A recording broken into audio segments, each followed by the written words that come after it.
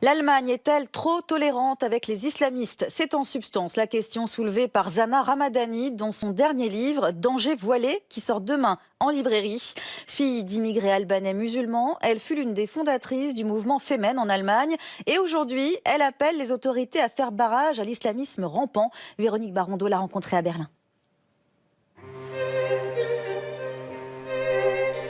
Elle aime flairer l'ambiance des quartiers populaires de Berlin. À 33 ans, Zana Ramadani est une de ces femmes au passé douloureux, mais qui a décidé d'avoir un avenir. Elle avait 7 ans lorsqu'elle est arrivée en Allemagne avec sa famille. Elle était alors albanaise et musulmane. Depuis, elle est allemande et émancipée.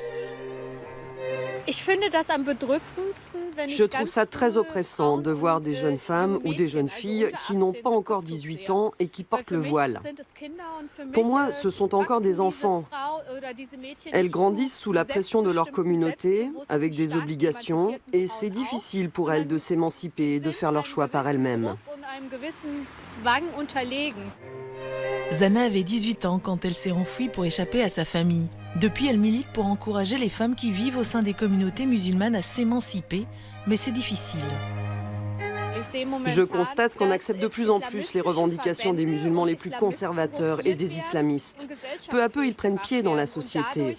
Il faut être conscient que cette forme de l'islam est un système politique et qu'ainsi, ils influent directement sur notre système politique, ce qui contribue à créer beaucoup de problèmes dans notre société. Le port du voile dans le service public, les heures de piscine réservées aux filles, les femmes enseignantes ou médecins à qui on refuse de parler, nombreux sont les exemples d'un islamisme rampant dénoncé par Zana Ramadani dans son livre. Il faut qu'on pose des limites aux gens qui pratiquent l'islam comme il existe ailleurs. Nous vivons dans des sociétés libérales et démocratiques et nous pensons qu'il faut tout tolérer.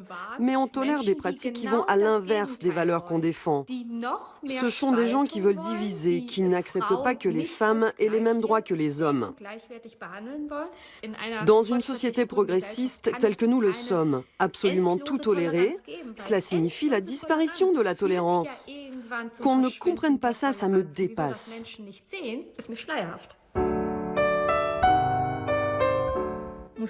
Les femmes musulmanes sont tout aussi coupables car ce sont elles qui élèvent les enfants. Et elles font la différence entre leurs fils et leurs filles. Les mères élèvent leurs garçons comme des princes et des machos et leurs filles comme celles qui vont servir les hommes.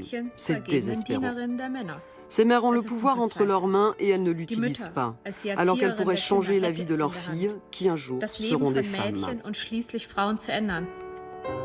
Il n'y a aucun doute que même après sa grossesse, Zana Ramadani restera une militante acharnée.